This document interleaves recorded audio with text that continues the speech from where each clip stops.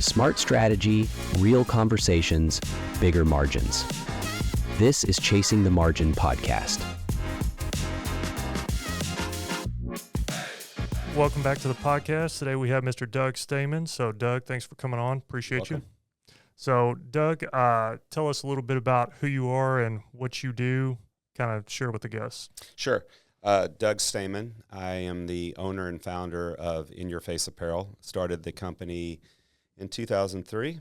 I have three boys, 24, 23, and 16, and I've been married to my wife, Yvette. This November will be 27 years and 31 years together. Awesome. Well, I saw that you went to University of North Texas. Yes. So you last graduating class of North Texas State University. Oh, okay. Yes. I don't know if that's a good thing or a bad thing. You're telling people how old you are now, so. True. So have you always been a Dallas resident? Have you moved here from somewhere else? I've lived in Texas since I was 6 years old. Was born in Akron, Ohio. Okay. And so I would say, since you already, basically I've said how old I am, I would say that's most of my life then if it's 6. Yeah, yes. We're already out there in the pond, so yeah. Now everybody can go look up how old you are if they want to. Yeah, exactly. So, yeah, most of my life. Okay. And went to, as you said, University of North Texas. Yeah, and I saw you studied marketing, so that was one of my, curiosities. Why exactly did you pick marketing in the first place? When you're graduating from high school, and we already know this was back in the Stone Ages, I would tell you anyone that's graduating from high school, they speculate what they want to do for a living. They don't really know. And at that time, you entered into school and you got into school and you chose your major, but you didn't apply with a specific major. And marketing for me covered what I think my passion is, and which is sales. Mm-hmm. And sales and marketing is what most people lump them together. And it was a very generic major. It was in the business school, and it made sense. I wasn't going to do pre-med. I wasn't going to be law. I was an uninspired student, so I chose marketing. Yeah, I got you. Yeah, I think that, I've had to do quite a bit of schooling myself to get to where I am just with what was required in my career path. But school was just never really my thing. It was always something that I just did enough to get by. I don't know if that would put me in the category of an uninspired student or not, but it was just something where I wanted to do the work. I was never really passionate about the school side of things. And It sounds like maybe you had a similar experience. I became a good student after my first semester. Okay. I went to North Texas, to be honest, staying close to home. Wasn't the most confident student entering college. I did graduate, and I did graduate in about 4 years. I say about 4 years, it's 4.5 years. Took one semester off. So I stayed close to home because I was concerned. And I think having a little bit of fear of not doing well was inspiring. And I did, after my first semester, which was my worst semester, and which I think is logical. I had an employee one time work for me, and she told me, this is right before she started, that she made the dean's list. And this is her last semester. And I said, well, you should have made the dean's list by the last semester. You should have been a good student. Mm-hmm. And I think I fit that description of a student. So sales and marketing was very interesting for me once I got into my major. Okay. So let's talk about the buildup of leading to opening up your own business. Mm-hmm. You went through college, you graduated college. Did you meet your wife before college, during college, after college? When did you guys meet? I met my wife, Yvette, after college and after I had actually started my first company. Okay. She's a little bit younger than me. She'll tell everyone she's a lot younger than me. She graduated from SMU. We met the traditional way at a bar, and she was still in college. She was at SMU, and I had been out of college and started my business. Would you have kind of considered yourself the sales, smooth talking kind of guy back then and picked her up smoothly or not? The salesman had been born, let's just put it that way. I Now got she you. can answer. She can answer whether or not there was any selling going on, but it was a natural connection. Awesome, awesome. And then you guys had kids, so how was that as far as like trying to run your own business, and then you were married, and then eventually you had kids. How was that when you first had kids? Well, having children is a conscious decision that we made. Having two children that are 15 months apart, our older boys, was not the plan. Uh-huh. And so Yvette stayed home, and we had our third son about 8 years later. I always tell people he was our attempt at a girl. He's a boy as well. So we have three boys. We made a conscious decision as a household, she and I, that she was going to be a stay-at-home CEO of the household, and I was going to work. Yeah. So when we were married to when we were first dating, I was always the entrepreneur, and I always had my own business. So our lifestyle really was dictated because of that. As far as we didn't really take vacations, we took long weekends, and I really was, my first marriage, I guess you could say, was to the business. So starting the business, did you just immediately start it out of college? Did you work some before? What was your kind of career like? No, I took a couple of years to find my way sales, and I started working for a company. I actually got a job in the printing industry from the placement office at North Texas, and I worked in the print industry for about 3 years. I left, and I went into a partnership with a printing company, and that partnership, like a lot of partnerships, didn't work out. And I began my own company the day after my partner and I separated. I went to an office supply place and bought an order pad and some desk supplies and started from my dining room table, started my graphics company. Yeah. I mean, that's one of the most interesting things to me about the guests we have on is how they started. And that kind of demonstrates, we'll get into like the company now and where it's at, but that it doesn't really need to start big. It can start small. And from those small places, you can build a pretty extraordinary company. Yes, I do. Today, I do a lot of mentoring, and a lot of the people that I am fortunate enough to work with, they have a challenge sometimes. They don't understand picking a lane and staying in it. A lot of them are really full of ideas, and a lot of the ideas I find are not within their own skill sets. And for me, the company I started was more of a distributor side than the manufacturing side, so I just had to be good at sales. Yeah. And then work within a platform of B2B with my suppliers. Okay. So then let's go back to that then, because I know what you do now, but it sounds like back then it was a lot different. Did you just completely sell for other people that were manufacturers? What was the business back then when you first started? The print industry, when it was my main focus, was really set up for trade printers to work with distributors, just like the promotional products industry is set up for suppliers and distributors. Typically, the distributors do not have manufacturing capacities. They rely on the manufacturer, and a lot of these manufacturers don't have salespeople. They have factory sales reps that are responsible for relationships with the middleman, if you will. And so the value there is the distributor has these relationships, they bring them to the supplier. Mm-hmm. Well, so in the very beginning, because you kind of hinted at it with saying, hey, a lot of times it's just kind of sticking to it, knowing what you're good at, and then just continuing to push and push and push. Mm-hmm.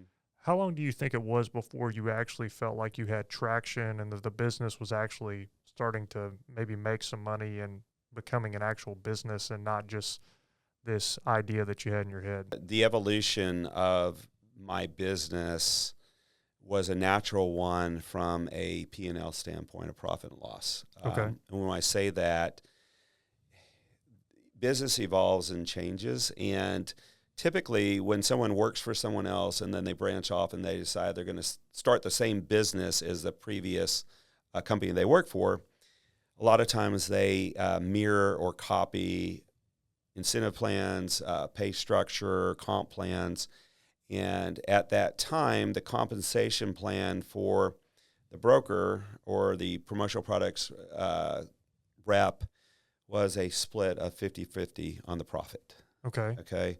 So 50% of the profit would go to the house and 50 to the rep. Okay. Now, you eat what you kill. You did your own sourcing, and technology is very low. Okay, so it's one of those where you get out and you really canvas and you work and you cold call and you come back and you do it all.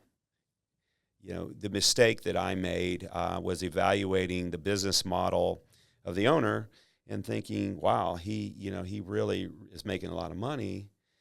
And I didn't understand the real, cost to run a business. Mm.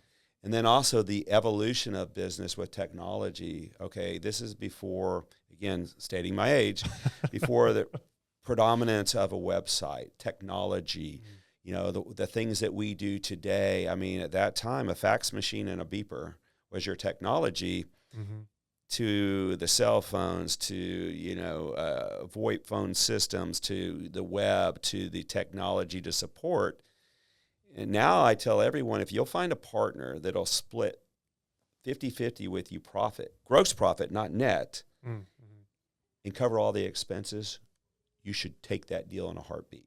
Okay. Because if you take a look at our margins in a business, and every business has to have margin to survive, an average margin, whether it's 30%, 40%, 20%, whatever that is, if you slice that in half and say run a business off of half of that, it's very difficult. Mm-hmm. So for me, I built up my graphics company to be pretty large considering what small businesses are, and most are pretty small, to having 10 sales reps.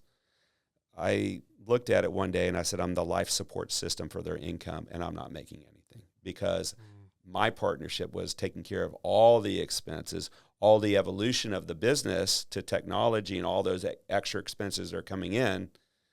Health insurance goes up. You can't keep people without benefits. People want retirement plans and things like that. Mm-hmm. So the business, as I grew it kind of hit a ceiling, and it wasn't as profitable as it should have been. Did you have to take a step back then and kind of reevaluate the whole strategy of how you were hiring, how you were running, the splits that you had? Take any salesperson and cut their commission and ask if they're going to stay. Yeah. It's not going to happen. Changing a business model, especially comp plans, either you have to start grassroots and hire new people, and that has to be a new process, and then they're going to talk to the other people and say, I want their deal when they start having success.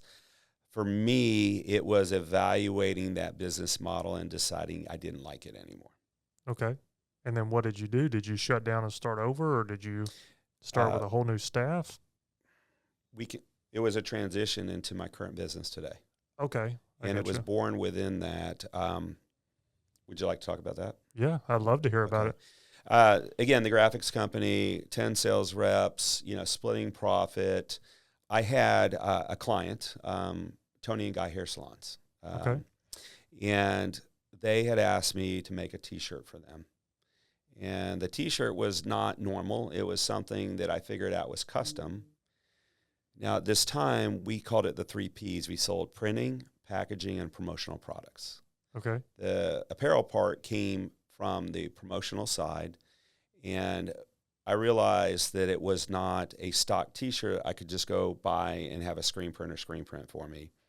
So it was something that I figured out that I had to manufacture it. I had to, and when you're a middleman, your real benefit is being good at sourcing and being very resourceful. So I found a supplier that had the right material. This was a unique material. It was a cotton spandex. It wasn't 100% cotton. The construction of the garment was unique. And so I found this fabric supplier, and then I found a sewer. And the first job was probably $40,000, and it probably cost me $45,000 to make it. Ouch. Every new venture that I've done at least has a learning curve, and you want to minimize that expense. I mastered making shirts for the one client and made it profitable, but I didn't expand beyond the one client. So I felt pretty good about this client and this product because I was not just a middleman. I was kind of buying raw materials, having someone sew it, and I felt the feeling was of being a manufacturer. And I felt pretty proud of myself. Go ahead, try to take this business from me. Again, at the time, a ladies' T-shirt really didn't exist that much. It was more of a men's small, right? A men's small, you go to a Mavs game and it's in your seat, and your wife looks at it and says, what am I going to do with this? And you can wash the car in it or you can sleep in it. It wasn't really, fashion wasn't part of the promotional industry. And I'm going to say it was about 2 years. I was in Las Vegas, and I was at a gift store, and I saw the tag of the company that was making the product for Tony and Guy before. And I had this feeling of winning on, and I was like, oh, they used to make this for them. Now I do. And then I was in the gift store, and I was there for fun, and I went on my way. Probably about 2 or 3 weeks later, I was working out, and I kind of had this thought. I was like, why are you winning if you figured out something, you left it to one client? You didn't expand. There was a product that your customer wanted. No one else was making it. You figured out how to make it. Why are you not diving into this a little bit more and seeing if there's an opportunity to turn the tide a little bit and become more of the manufacturer than the distributor? So I did the research. I took about 6 months to study the apparel industry. Again, at this point, I'm a resourceful person. I have good sourcing. I can find a way to do something, but I had no experience in the apparel industry at all. Okay. Nothing. And so it was a business opportunity I was evaluating. And at the time, Ed Hardy was really popular in T-shirts, Affliction. Went to these shows. I said, okay, I'm starting to get it. Put as much ink on a shirt as you can. Okay, but I didn't have any screen print presses. Then I saw some things in unique decorating, and I said, okay, I'm going to create this business, and I'm going to utilize the market that I sold in as a distributor as my sales force because I couldn't find it. So had this idea, no customer other than the one customer, which they, like all customers, they went away. And I decided to go into the promotional industry as an apparel supplier of custom T-shirts and unique decorating. Unique decorating, anything that was more trending in retail that wasn't available in the promotional market. And July of 2003, I went to my first trade show, which was the ASI show in Chicago. Okay. I pitched my tent, right? I had my booth. I had my wife come with me, some employees, didn't know what I was doing. I was wearing a Tommy Bahama button-down shirt and promoting T-shirts, not even wearing a shirt that said my company name on it. I didn't have any. And I had samples of things I could make because I went and I saw different suppliers, right? So at this point, you're starting a new business. I put $10,000 in the bank. Okay. I started a new company. And I wanted the company to be a product that made a statement. And so I started like drawing out graffiti, In Your Face Apparel, stroking it out, saying, okay, I want this like in your face. You can't get away from this garment. Hence where the name came from. And I trademarked In Your Face with In Your Face Apparel and went to the first trade show. Again, no equipment, a promise to what I can do, but I really haven't done it yet other than for one client. Okay. And at that show, it was like I had created sliced bread. I mean, you would think, oh my gosh. And people were like, how they're around me. No one was doing this before. And I was like, I hit it. I finally hit the home run. Yeah. And probably out of that show, I pulled the biggest order I've ever had in my whole career out of that show. Even like to today, that was still the biggest order? Or well, it's still time? A big order today. And this is over 20 years ago, and a $400,000 order at that time, significant order. So that was kind of like, oh my gosh, this is it. Now again, no equipment, $10,000 in the bank. I had one phone line, which I called it the bat phone. I would still go sell because I was a selling owner on my distributor side, come back and say, did anyone call today? So, the entrepreneurial dream is what all of us have. We get up in the morning and we look at ourselves in the mirror and hopefully it'll be a great day and maybe this is the day it all comes together. Yeah. So I thought I had put it all together. I was really happy as like, okay, I'm going to get out of this other business that is not as profitable as I wanted, but I needed to take time. So in this process of developing In Your Face Apparel, I actually acquired the first company I worked for out of college that was in printing. I maintained a good relationship with the previous owner. Even though I left, I did it the right way. I didn't take my accounts with me, and I started over. And he and I had lunch. He was ready to end his career. I was ready to transition into something else, and I needed some help running my business. We agreed on a price. We shook hands, and it was done. Wow. We inked it up, and he came in and he helped me run FGI, my graphics company, while I started focusing on the apparel industry. That's awesome. Well, I think that like one of our other guests kind of mentioned what you've mentioned, and I think that's a key thing there, is he talks about regardless of how someone leaves or how you leave, to never burn bridges. That it's important to keep a relationship with somebody because you never know at some point in your career that you might either need that person or that person might need you. And it sounds like that's kind of what, not necessarily need, I guess, but you came to a point where that first company that you had worked for that you ended up leaving was a great opportunity. And if you'd have just said, hey, this guy didn't treat me right, he didn't do what I wanted, and just, I don't care what his opinion is of me, and left, that, I mean, it sounds like maybe In Your Face Apparel wouldn't even be, a minimum would have taken a different journey to get where it is today, because all of that stuff would not have happened. Yes. Humility. Realizing I did not assess the business model correctly after I had left that first company. It helped because there was a little bit, like I said, of humility, and then also, I wouldn't call it necessarily gratitude, but understanding that the opportunity that was given to me was an opportunity, and the appreciation for that, and doing it all the right way. And I tell everyone, I don't care if it's a customer, an employee that leaves you, an employee that's still there, if there are sincere relationships there, and there is, these customers that leave, that maybe they take another job and they're not a buyer anymore, but if you sincerely had a relationship, which I like to be, pride myself on relationships, they remain friends. Previous employees can still call me. I can still call them, even if there's a termination.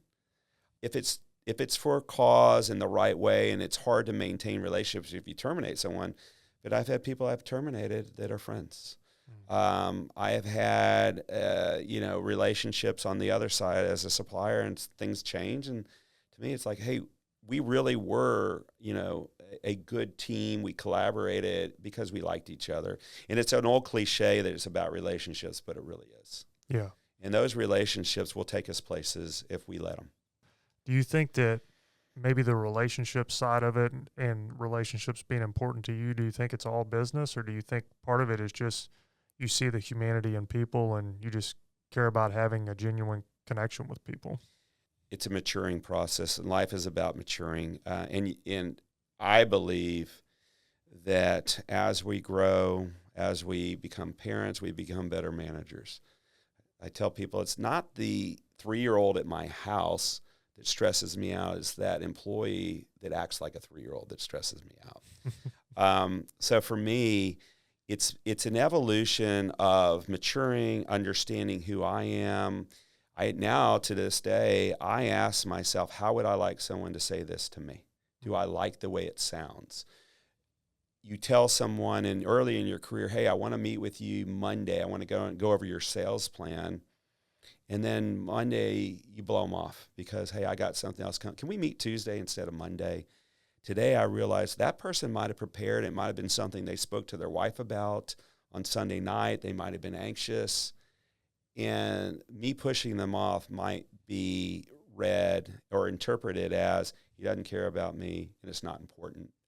And that's where you can lose a relationship. To answer your question, no, I don't think that I learned through success, other people being successful with me, knowing, hey, we all have to win together. If I'm the only winner, they're going to leave. and that people have to see a clear trajectory to where their success is going to be with you. And my job is to help them get there and to be honest about it. And sometimes it starts in the interview process. What are you looking to achieve? I think that's really good. How long do you think it took you to kind of learn that? I mean, obviously it's gradual, but Doesn't come out of stress, meaning when things are tough and you're starting out a business, you know, you're the guy that's got to make the payroll. Sometimes you skip a paycheck. You don't want anyone to know. It's that old saying, don't ever let them see you sweat. I think that you have to get to a place of confidence in yourself, confidence in the business is going to do well. And you have to have, I call myself a base hitter. I'm not a home run hitter. You know, I'm more conservative. I'm very adverse to risk. So maybe I could have done a lot better. But for me, it had to be about getting enough, I call it the warm fuzzies of success, to where I was confident that I could share more. Early in the career, when I'm starting from my dining room table, you can't afford to hire a COO. You can't afford to pay for top talent. You don't have a building to attract anyone. You're at your dining room table. And your main goal is to make income and to be able to pay for your house, pay your house payment, pay for your car payment. And then maybe you hire your first employee. And typically, if you're a salesman, that first employee should be an accounting person, right? You can only do QuickBooks by yourself so long in the evenings while you're billing everything while you're selling during the day. So I think it's just really, it's an evolution. Some people figure it out and they do great things. And some people just never figure it out and they stay small. And I'm sure you see all kinds of businesses and what you do. And you see some that you're like, wow, this one's really smart. They figured it out. And then some clients leave and you tell yourself they're never going to figure this out. We've been telling them you can't sell your way out of this operational problem for years. They come in, they raise their revenue, and profit doesn't align with it, and they keep losing money or they stay flat because they're not in control of the business. So for me, I think it's just I've matured with the business. Yeah. I always think it's interesting to have a conversation with you and pick your brain and kind of understand how you think and how you look at things. You know, there's a lot of roads that we traveled together, I'll say, between our companies, right? So I was Annie's first client. And she came in and I needed someone with her expertise. And if she was sitting here, I'd smile and laugh with her. And I think hers was give me a chance. I was like, okay. And then my business grew and her business was growing. And I said, hey, Annie, this is not sustainable. You know, you're doing so well building your clientele and I'm building my business because you're helping me. I need someone permanent. Can you help me? And obviously she's done extremely well and she developed her business. So it was really great. And I love doing business with fellow entrepreneurs because we get it. Yeah. And to this day, you know, sometimes I call her and say, don't bill me for this call. We're going to have a talk. We're just going to be friends today. Yeah. And she'll laugh and we'll grab lunch or something like that. And we'll have a good time talking. Yeah. It's really cool seeing it from my perspective with, you know, you and I have worked together for a few years now, but obviously, like you said, you and Annie have worked together much longer than that. 16 years. Yeah. 16 years. Yeah. And even today, as I was about to come here, I was on a call with her and I was like, yeah, Annie, Doug and I are going to do a podcast, and you could see her light up. And it's just that fondness of, you know, you've been with her for all these years and to just help each other along the way and to see the success that you've had and you get to see the success that she's had. I'm sure it's a really incredible feeling to do that journey together. Yeah. And when we go back to the evolution of In Your Face Apparel, Annie was instrumental in helping me change my business completely. We had some success. I was kind of picking up from, had this big order, and I'm still acting as a distributor because I'm still coordinating things between suppliers, right? And I'll tell you a funny story to this. Again, in my research, I met with a lot of companies, and one of the companies was out of New York. And they did transfers. They did all kinds of transfers, Adidas, Nike, and everything else. And they said, sure, we'll help you. They're going to be my supplier for these decorations.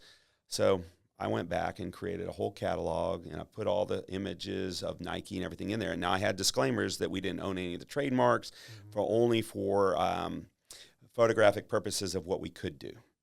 And I go back and I meet with the gentleman, and I'm really happy and I'm proud of myself. I give him the catalog, and Troy, it's like he saw a ghost. He looks at me, and I said, "What?" He just said, "Hold on." And he went and showed his boss the catalog. He comes back and he says, "Look, I didn't know you were going to do this." And I said, "Well, I told you I was going to do this, and you told me it would be okay." Mm-hmm. He said, "But no one does it." He said, "No one does it." So kind of going back to this, you get this big order, you create this business, you have this one business model over here, you don't like this, you buy your company that you started working for, and he's helping you run the business, and these things are coming together. We had a fire in a warehouse, and he left. He said, "I've been through one fire, I'm not doing it again. I'm out of here." So I think he was out of there because he got his last payment from me on the deal we had. So the last payment in the fire. So he left, and I realized this wasn't a sustainable model being a distributor and bringing on these clients, because I'm still too reliant on suppliers doing a good job. So you can churn these accounts. If they mess up, you're going to lose the account. Second to that, what we were doing was so unique. Every sale that we were doing was an outlier sale. It was a custom project. It wasn't scalable. At some point, this was going to stop. This model that I had, either I was going to max out a supplier, I was going to max out my own staff, the skill to have everything be a new project. I used to call it the love boat. Every time that we got through with one project, another one started, and it was another journey, very similar, but we had a new customer we were working with, and we finished. So I had that $400,000 order, and then I had $20,000 total business the whole first quarter of the next year. So that sliced bread turned it into oatmeal, if you will. It was common. It was nothing. And I stuck with it, and I kept plowing away because I believed in it, and I felt that I was on to something. And then when we realized that it wasn't scalable, I bought my first screen print company. And Annie helped me buy the company, helped me structure the deal, helped me build the cost analysis on printing. Because again, now, no apparel business experience, no screen printing experience, never been a manufacturer. Yeah. And I know that we were going to talk about some of the manufacturing and some of those challenges, but now I've jumped into two pools that I had no idea what I was getting into: apparel and screen printing. So what, at that time, did you feel confident that you had a ton of experience in, just the sales side at that point? I had the customers, and I knew the needs. And Okay. I knew the risk of not having my own production. And I also realized that a business that's all outlier projects is not scalable. You need some commodity. Some commodity will give you the ability to have a relationship. That's some customers, it's every day you're talking, instead of once in a while you do a project for someone that fits you, that's custom. Because at the same time, the apparel industry is evolving. More and more fashion is going into the promotional market. So the screen print equipment made it, and I tell everyone in a sales pitch, basically, if you work with me here, we'll get to know each other, and then the real treasures will come, because I can anticipate what you need, and I can share ideas with you. And the screen printing completely changed our business completely. Now I can sell commodity. It's like if you come out with the first smartphone, and no one knows what it is, you can't sell it. You need enough knowledge in the market you're marketing to that you can market and you can bring in customers. So I used to get so excited about unique decorating. Oh, this is so cool. I've never seen it before. I realize it's impossible to sell. If you've never seen it before, neither has your client. And if it's labor intensive to sell it, they won't sell it. They have to touch it, see it, and feel it. And their customer has to do the same thing. Why would they sell that? Because they can just sell a screen printed t-shirt. Now I have the screen printed t-shirt, and I can suggest other decorating methods when we have the basic orders, which also helps create a better perceived value for my client. And it also gets us out of commodity margins. Yeah, that makes total sense. I mean, at the end of the day, the reason people spend money on things to a certain extent is because other people know what those are, and they spend money because they want other people to know that they have that thing, that that person knows what it is. Mm-hmm. So I totally get that. So, you got the $400,000 order. The next quarter you said was pretty challenging for the next year. How did you go about acquiring more customers at that time? How did you find them? So I always tell people the promotional products industry, which we're a supplier, is paint by numbers. They have trade shows that you go to. They have trade magazines you can advertise in. They have third-party email blasting that you can subscribe into to get more prospects and blast those emails. So I stuck with the plan. The plan was utilize the services that are available to us. There's 2 trade associations. Use those. Stay focused and keep doing it. And I said, I'm going to keep doing as many trade shows as I can because I want to be better at shows, and it's the only way I can develop prospects. So I did every trade show. We did everything we could to create booth traffic and create enough database to market to. And trade shows are interesting. If you don't do pre-show marketing and post-show follow-up, and that's why I call it pitching your tent, and you just go pitch your tent and you leave, don't do it. It's a waste of time. So what do you have to do all that? You have to have staff. So again, building that company organically, I built it through incremental revenue. And, we didn't do any acquisitions. We didn't fall into a big account. Or we didn't have the capability to even service a really big account yet because we had a small print shop now. And we outsourced some, but we weren't ready. Was it, so you mentioned, your first customer, some of the customers that you've had that have been larger clients, are even those guys at the trade shows, or did you have to find the larger ones at different places? How did you do that? So again, evolution of business, the promotional products industry, everything used to be done through trade shows and through multi-line reps, and it's the way we go to market. Well, the industry has changed a lot, and the larger distributors, which the largest I believe is about $1 billion in revenue now, they start having their own shows. They said, why am I going to send a bunch of people to a show when I can make all my suppliers come to me? Also pay for all my reps to come in town, pay for all their hotel rooms because they're going to charge the suppliers to come, and it's a benefit for everybody. So the industry kind of changed a little bit more where you could be more strategic, become a preferred vendor with a larger distributor, and it evolved more that way. Okay, gotcha. And then becoming a preferred vendor, were you the only preferred vendor that did what you did at the trade show for that client or customer, or were you competing at their trade show at that point? When we really broke into the promotional industry, rhinestones were extremely popular. Okay. There was one supplier that did rhinestones in the promotional industry. That's what they did as rhinestones. They didn't apply them. They didn't supply apparel. And they had a minimum order. Minimum order was $300. As a competitor, what did I know that if it's 100, I know 100 pieces of rhinestones that their minimum is going to be a $300 purchase. Well, my price could have been 50 cents. All I had to be was $2, and I still make great margin, and I save them 30%. So we went into the promotional market, and I was hyper-focused on specific product at this point, and that was the rhinestones. It was an opportunity.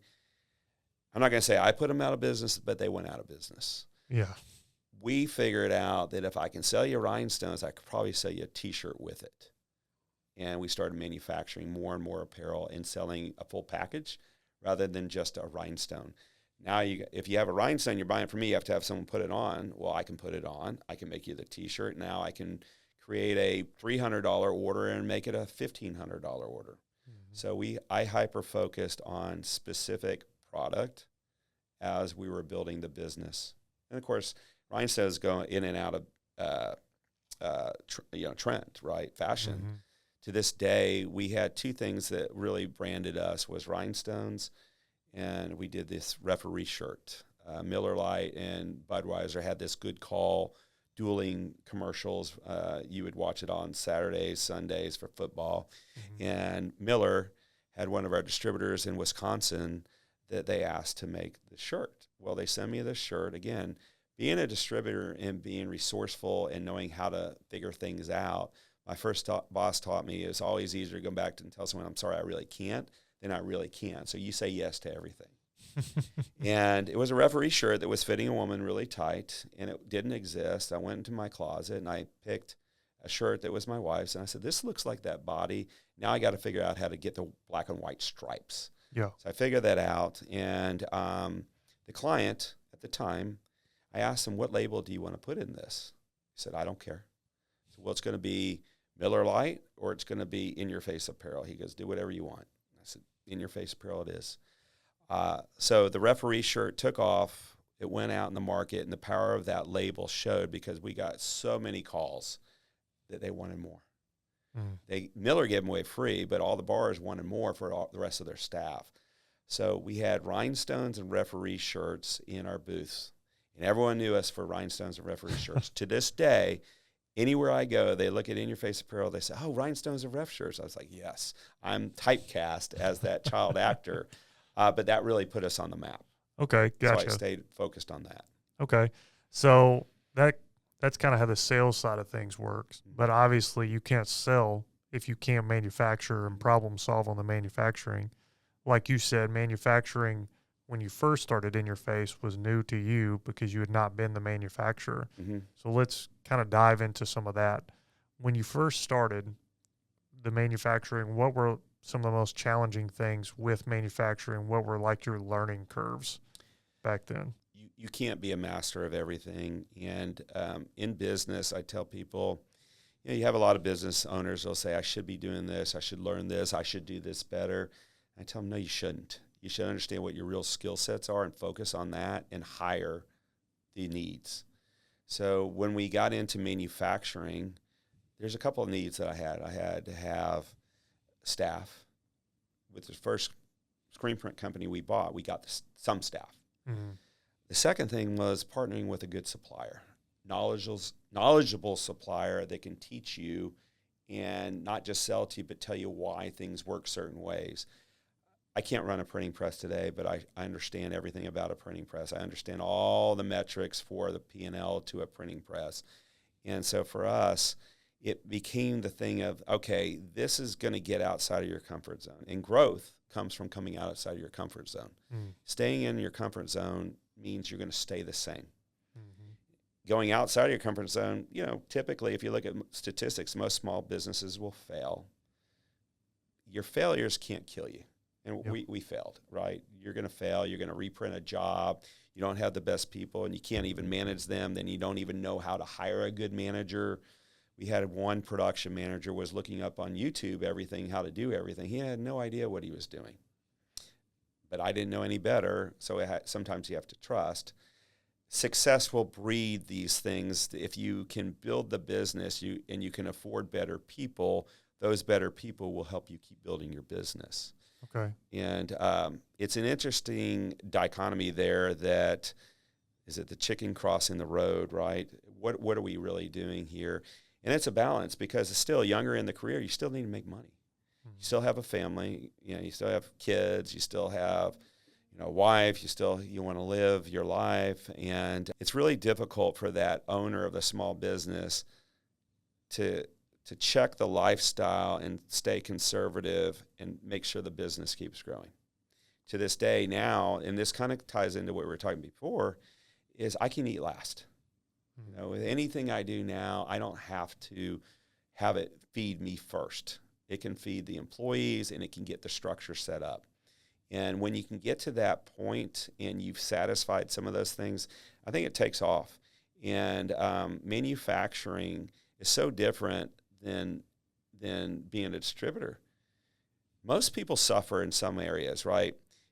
Can you be completely vertical? Can you be a great sales organization?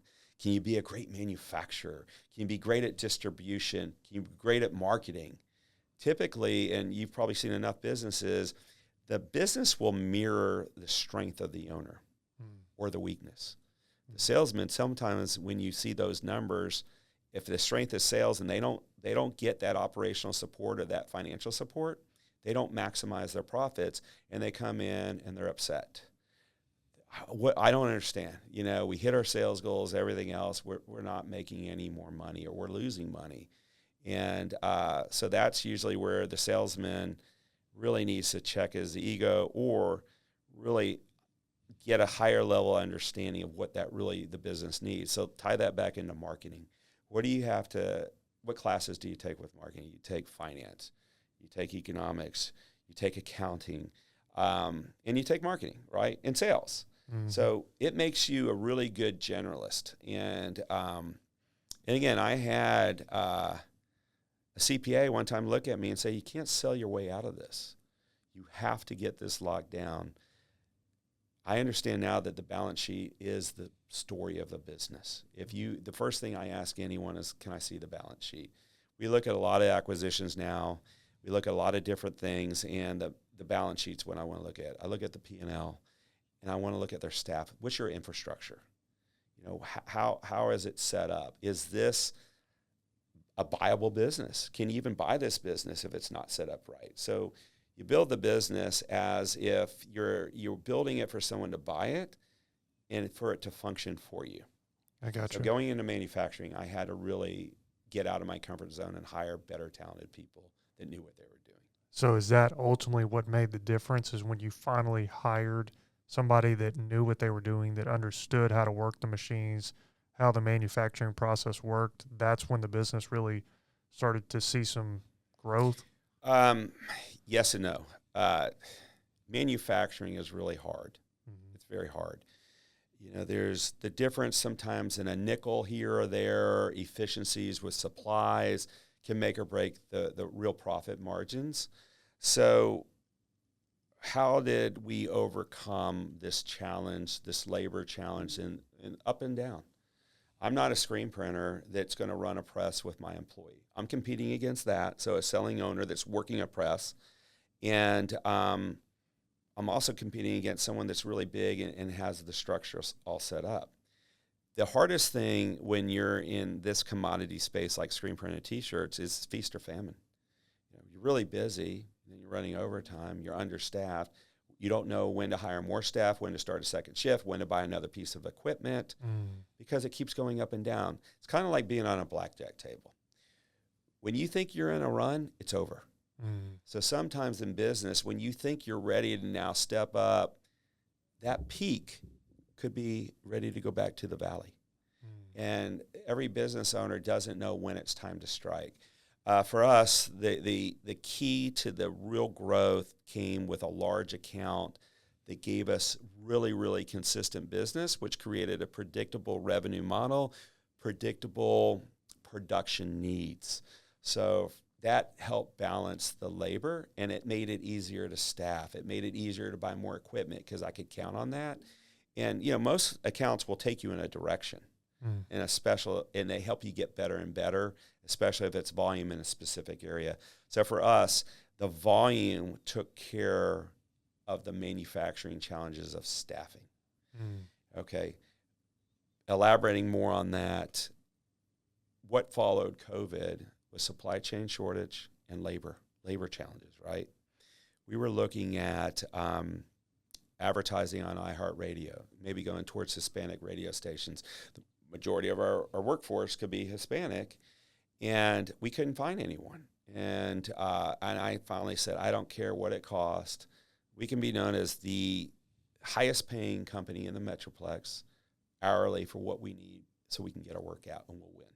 We've got to get our work out. And the critical mass turned again, and we got a lot of employees. Then we had a full second shift, which we're now in the process of trying to get that second shift fully staffed again, because there's peaks and valleys of every business. And COVID now created a lot of these scenarios, and now we have the tariffs. So there's a lot of moving pieces to everything that we do. How was I had not even thought about that, which is kind of ironic considering my background as tax.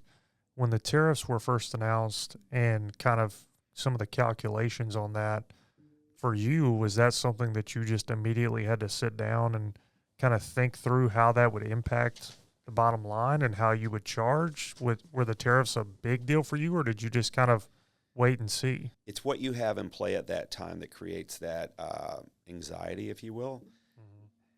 Our importing, which we import every day, had slowed down a little bit. And, it's kind of like, when do you get desensitized? Okay, you have COVID. And you have supply chain shortage. Then you have labor shortage. Then you recover. And now you have tariffs coming in. Not only tariffs coming in, but the conversations almost with your clients go political, because some people tie it to the administration and tariffs, and they feel the ability to just air it out. The tariffs for us, the biggest challenge is we had a couple suppliers in China that literally emailed us and said, we're putting a pause on work with the U.S. right now. We're not going to take any orders. Exiting the port doesn't matter what the tariff is. It's when it lands. So things change on the water. We're in a pause right now with China. I feel like that pause is going to be permanent. Right now, we've gotten hit a couple times, but nothing material to where it's been really damaging. And most clients are understanding to, hey, this quote is maybe only good for 7 days. But even then, it can change. So I guess part of the COVID, the shortage, the tariffs, and also the other years that you've been in business, part of all the panic, I guess, comes down to you've been battle tested enough to where you don't panic too much, because you've gone through so many ups and downs of business that it is what it is, and it's just another thing that you'll do what you've always done and problem solve and figure out how to solve it. Yeah, great point. I tell people, darkest before dawn. It's never as bad as you think it is, and it's never as good as you think it is. And let's take a step back to COVID, okay? So if you remember when the breakout first happened, I was my wife was watching TV, and we were doing a lot of importing at the time. And I was watching the map of COVID, all the red dots in China, and I was freaked out. I go and show my wife. I said, look, this is going to come here. And she's kind of looking at me, and that's my business. Most Americans are so desensitized to anything that's going on in Asia, Africa, or anything. It's not going to come here. I was concerned when they extended Chinese New Year. We got a problem, right? We have a problem when that happened. My first thought was, I just can't get my product. This is going to hurt me. And then it goes to another level. It hits here. So I'm watching a movie, my iPhone, and I get the notification the NBA has postponed their season. I think everyone knows where they were when they got that, right? Yeah. So we leave the movie theater, and we go to Target, and there's no cleaning supplies. So this is March. My son's spring break got extended. Baseball season was canceled. And like every business owner, I not panicked, I reacted. And I said, it's time to start laying people off. This is a natural disaster that's happening. We're done. Every reason for existing, sports, T-shirts for sports got canceled. Concerts, did you go to a concert in 2020? No. Concerts are canceled. Schools canceled. Conferences are canceled. Why do I exist? And I told myself, it was a good run. It's over. How can I sustain this? This is before anyone knew about a PPP loan or anything else. Right. And so we started laying off people. And to your point, when you talk about being battle tested, I like the story of it's never as bad, and where's the opportunity? Where is the opportunity in this tragedy or this mess? And I tell people that my first instinct typically becomes the last thing I do. Usually my first idea is the wrong one. And you got to vet it out. And then you realize, I looked at this wrong. So we did the normal thing with COVID, which started laying people off. You want me to keep expanding? Yeah, go ahead. This is really where I talk about staying in your lane long enough, and you'll get the pay, right? So I I had a supplier that sent me 10,000 disposable masks and said, this is for friends and family. And I, on a Facebook page for the promotional industry, I said, hey, does anyone need masks? I sold 50,000 in an hour. Wow. And I was like, oh my gosh. So I texted my VP of sales and I told her, I said, I think we should start selling masks. And she said, no, you're joking, right? And I said, no, I'm not. I really think there's something here. So we got into disposable masks, and then before they mandated the fabric mask, I said, I think it's going to be part of uniforms too. So I did what I did when I first started my company. I started making samples, UPS, Southwest Airlines, everything, because I didn't have any product, just like I didn't have any product from round one of starting the company. I was battle tested to do it again. Within 1 week, we brought everyone back that we had let go, and then we were trying to hire more. And at the same time, I had customers that were not getting product, some retailers, and we could because we had different resources than other suppliers did. So that worked really well. The fabric mask took off. We did AT&T stores. We did Whataburger. We did millions and millions of dollars of masks. And I had one distributor tell me, I really feel bad. I said, what do you mean? And I had some people kind of saying you should be donating all these things. And we were selling on the secondary market too. We were selling to hospitals. We were selling to everyone because people were looking for that secondary source because the first was gone. Right. It was gone. You couldn't go to Lowe's and buy a mask anymore. It was all gone. And I told the one distributor, I said, in a war, you can see your enemy. And what did the car manufacturers do? They converted over and they started manufacturing tanks. Mm-hmm. The economy shifted to a war economy to supply to fight an enemy. I said, just because you can't see this virus doesn't mean you shouldn't convert over and help your clients have people go back to work and fight a virus with a mask. Now, it's debatable whether a mask ever worked or not. That's not what I'm talking about. But it's really about when we did that, at that time, I had the best year I ever had because of COVID. Wow. And then it rolled into supply chain shortage. And by the way, I did ask one of the hospitals, what does a mask cost? What do you pay? Because I knew what I was paying and I knew what I was charging, which was, I told everyone it was normal margin. I did not have a high margin on it. Mm-hmm. And they were telling me, oh, it's 2 to 5 cents, depending on the grade. So I knew, okay, well, I know where the bottom is. As fast as we got in, we got out. Because I knew there was a higher probability of getting stuck with product than ever making any more margin on it. So we got out as fast as we got. And then we rolled into 21. And I said, stop advertising masks because it's a distraction. We need to get back to normal. And I'll tell you to this day, probably in 23, 24, people stop saying 2019 is our benchmark because everything from 2020 on is COVID affected, which was supply chain, labor, and COVID affected. So then you go into the tariffs, and it's kind of like now we already said I'm really old, right? So now you're old, you're battle tested, and you say to yourself, what now? And how can I benefit? So we started doing advertising of tariff busters. We do all this inside. We make these things in U.S. We are a manufacturer, and it's here. You don't have to worry about tariffs with us. And so we shifted over a little bit more towards leaning on getting the distributor comfortable that you have no risk with us than it being a risk to us, the tariffs. So as again, utilizing the same mentality of how do I make this a positive as opposed to not. And in COVID, there's a lot of people that went out of business and became victims. And then there's other people, I found it was interesting, and you've probably talked to enough people, enough clients, either people thrived and just did so well during COVID or they crashed. And typically, I think that the one common thing to the success was an operator, an owner, someone saying, I got to think of this different. What's my opportunity here? And really, my only opportunity that I was looking for, not to make money, I want to keep my business open and my employees employed. That was my win. Yeah. The secondary part of that to actually having a revenue and a profit win to me was staying in my lane.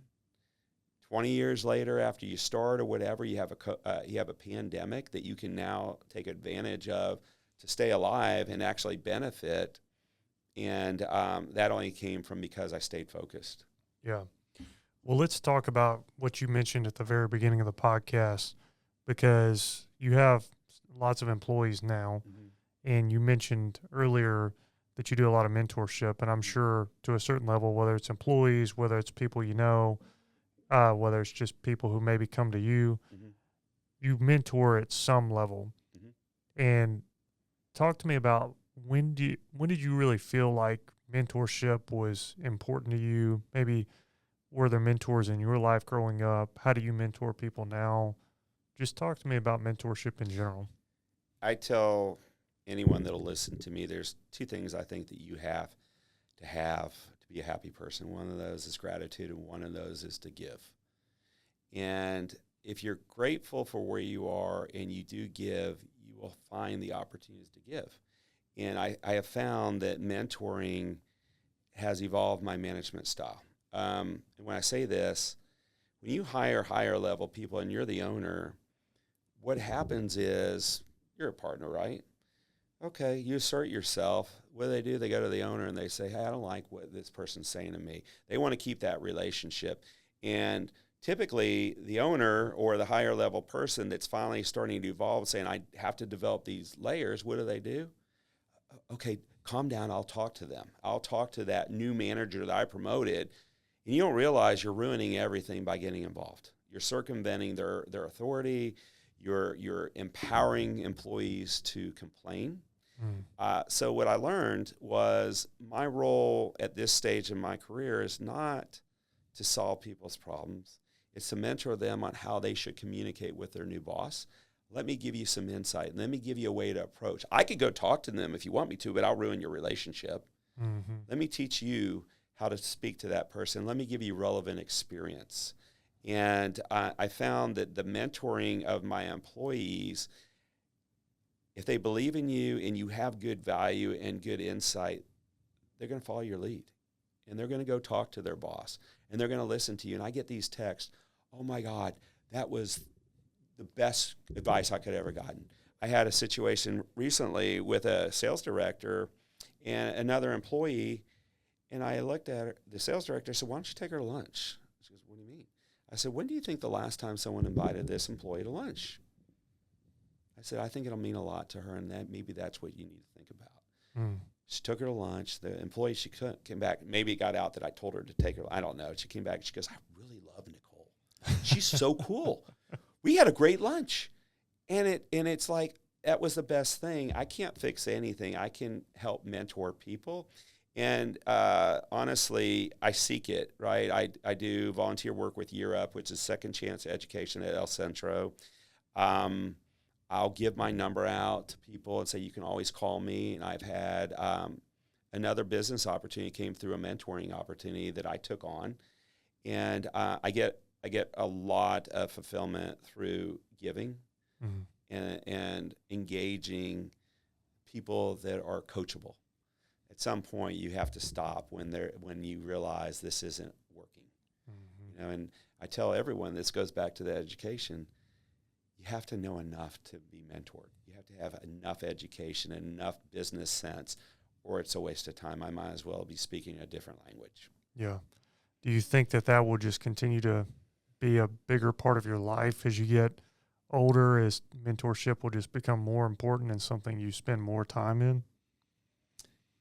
Yes. Like everything, it either becomes a business model. Small business consulting is something I would love to do, or a hobby. I have 3 boys. 2 are out of college, and they're both in their careers.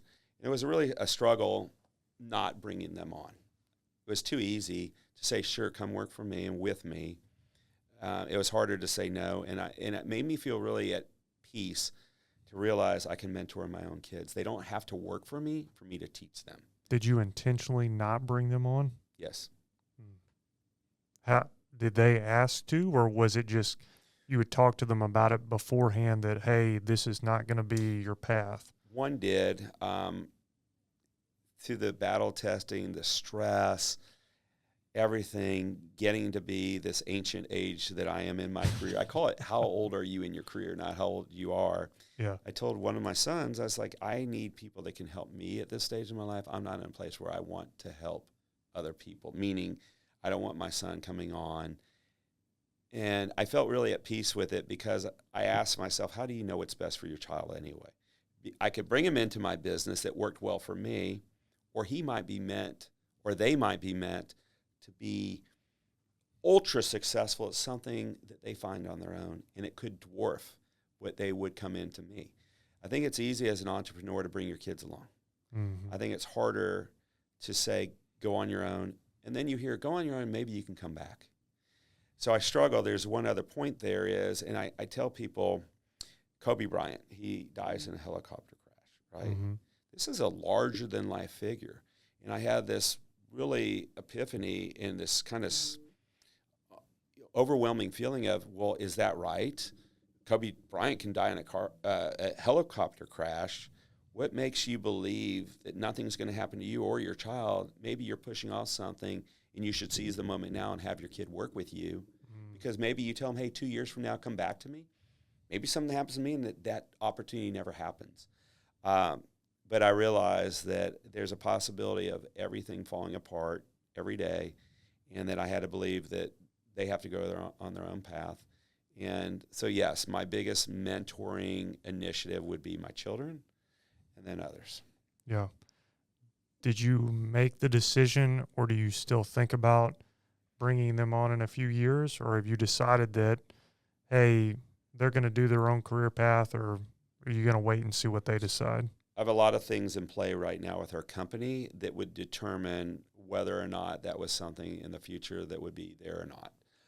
You love your children, and you go through these phases of, coddling when they're first starting to walk and they fall down. You run over and you make sure they're okay, and you hold them. Then you get a little bit older, they fall down, and you look for blood. Then they get a little bit older, they fall down, and you just say, get up. And I feel like raising my sons, it's been a situation of, I need to sit back, I need to be their biggest fan, and I need to see what they can do. And I tell every entrepreneur that we think how we think because of all the adversity. Putting $10,000 in a bank account and starting a whole business from that, not taking a paycheck because you didn't have cash flow, knowing that I'm live or die, I'm on the edge. If this thing doesn't work, I'm screwed, I'm done. That shapes how you think. And when you ask me about a tariff, well, you go 30 years into a career, that's what else, right? Second year in your career, if tariffs hit, you panic. You have no idea what to do. Mm-hmm. And it's kind of, the whole thing is an evolution of a realization that, one, I'm not really in control. I'm not in control of what my kids do. I'm not in control of what every employee does. I'm not in control of these customers that they want to not work with us anymore. I can't control that. I think that loosens up a little bit of the anxiety of what should I be doing with my kids, because I'm really not in control of that. I can say yes or no. If I say yes and they come on board, it better work, because Thanksgiving dinner really stinks when you have family that works for you, and it kind of works. Mm-hmm. It's got to either work perfect or it can't work at all. So that's a fear I have of bringing my kids on and it not working. No one wants to fire their kid, but they got to be fired if they're not doing a good job, or else you lose all the respect of every employee. And they walk in there and say, well, and that can ruin your culture. Well, it's this kid. There goes my pathway to president or whatever. So there's things you got to really watch out for. Yeah. And bringing a child into your work environment that's maybe not set up. Maybe you don't have a big enough company where they can be buried somewhere while they learn the ropes and they do that. When you're a smaller company, it's like, here's the owner's kid. He's out of college, and what's he making now? Mm-hmm. So I didn't have that scenario. Well, now in today's Doug, you're focused on a lot more than just the business side of things, and maybe even going through some of these ups and downs of the business and the challenges on your time and the demand that the business took. One thing that I'm always curious about is with these business owners, and this is, I think, what you've told me, a lot of what you're focusing on today, it's challenging to focus on the mental and physical well-being of them as people as they're trying to deal with the stress and the time constraints of being a business owner. Mm-hmm. What is it that you're doing today, and then what have you done over all these years to kind of make sure you're taking care of yourself physically and mentally? Our purpose in life, I believe, it changes a lot. It shifts, right? When your kids are 2 or 3 years old, your purpose is, hey, I've got to provide. This is my purpose, my children now, and they remain your purpose forever. But it's different. When my kids, and I'm an entrepreneur, and my kids played sports, and they played a lot of games. I mean, I'm talking, I probably, between the two kids, the two older ones, probably went to 130, 150 baseball games a year, like 4 years in a row. Wow. We traveled. We did the whole travel ball and everything else, and I loved every moment, and I didn't miss one of those. So I was fortunate to that. Then they leave the house.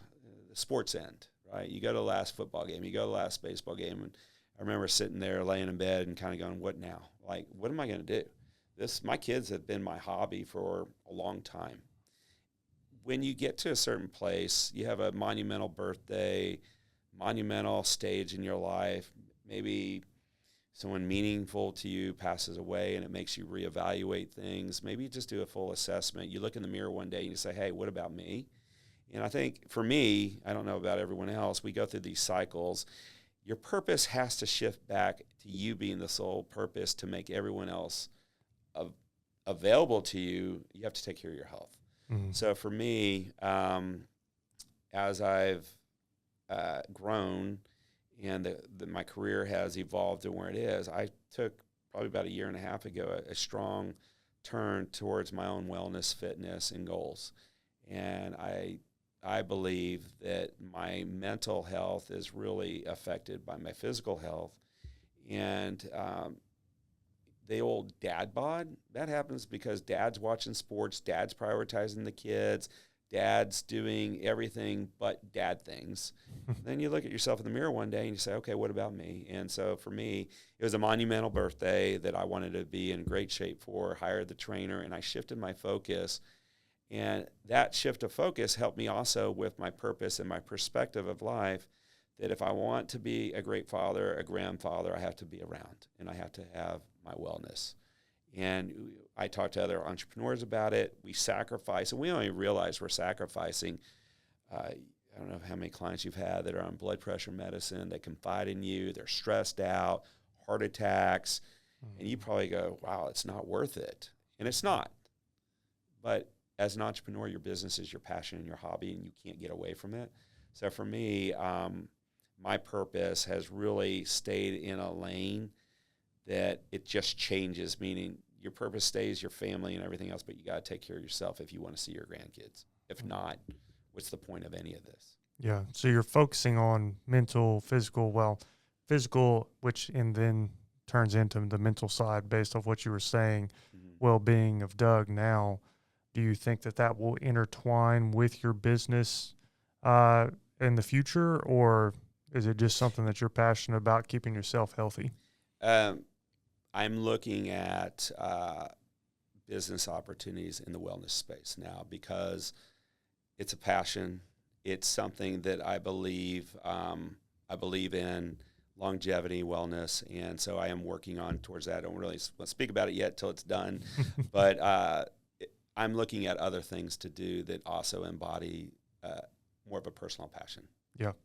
Yeah. I think that's where a lot of people probably end up at some point in their life, is they get to a place where they really love business, but then they try to somehow intertwine the things that they're truly passionate about in life with their business, and maybe they can do both. And it'll be really interesting to see if that's where your life ends up, and maybe we'll have to come back on and talk about that new venture. Sure. When you decide if it happens, when it happens. So we'll wrap up with a few fun questions and then get some general advice. Okay. So, Doug, you and I were talking fairly recently, and you gave me sage advice that I think a lot of the guests that we've had on and a lot of our listeners will appreciate, which is you are a car enthusiast, Troy. You like cars. You have a picture of a car on your wall that you really want, and you said, why wait and buy the car later when you could buy the car now? I admire that advice. I think about that advice a lot. Tell us about, you took that advice as what you told me to heart personally. What was your experience with cars growing up? I always loved cars. From day one, I remember one time telling my dad I wanted to get this new car. And this is when I first started my career. It was a BMW. And he was like, he told me, he said, you need to go lay down on a couch, put a cold compress on your head until that feeling passes. I took the new car back and switched the car out because my dad told me, again, I'm a young adult. I have my own business. And my dad told me it was stupid to do it. So I took the car back.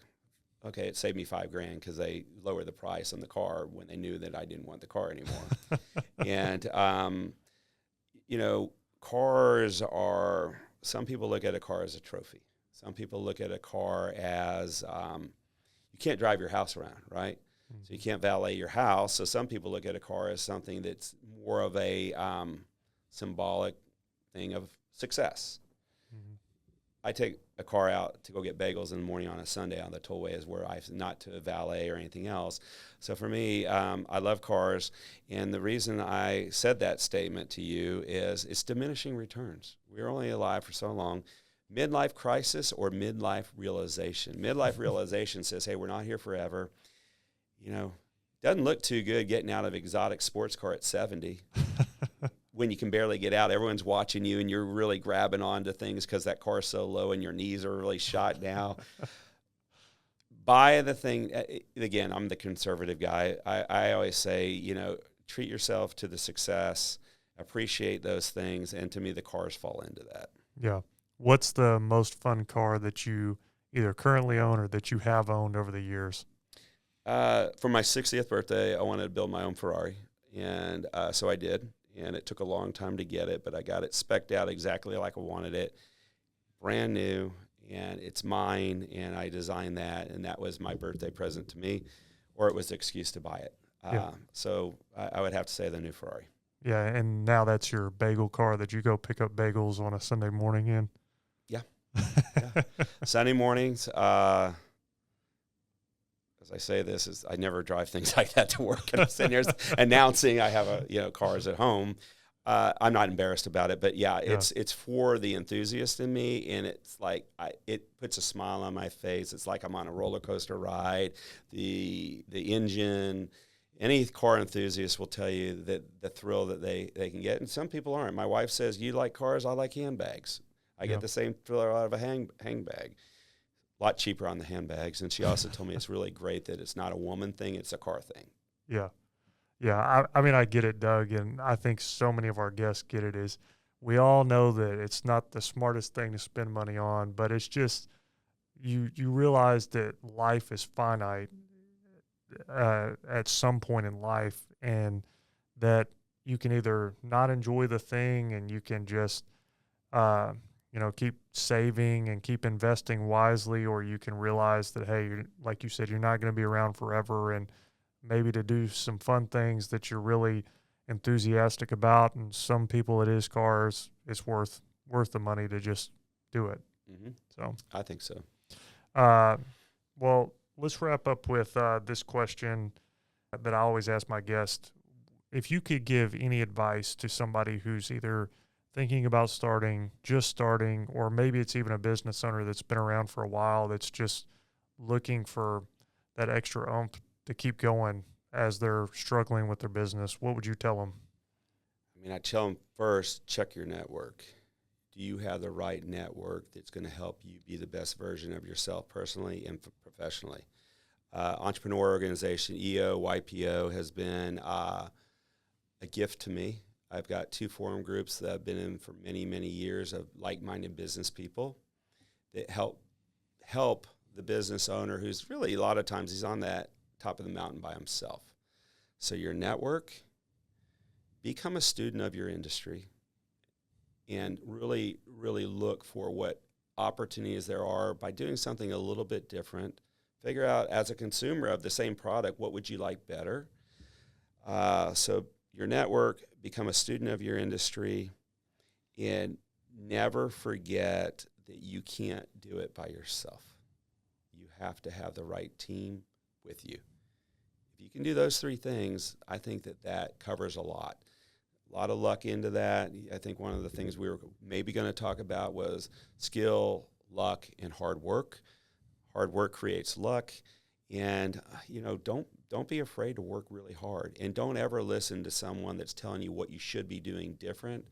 Ask yourself what your best attribute for your business is, and focus on that. Hire the others. Yeah. So much good sage advice. It's been a lot of fun. It's awesome having Annie's oldest client on to just talk about life. Or longest standing client. Come on. Longest standing client. There Yes, we go. Let's get it right. Yeah. So, Doug, we really appreciate it. Thanks for coming on. It's been Thank awesome. you so much for asking me. I appreciate being here.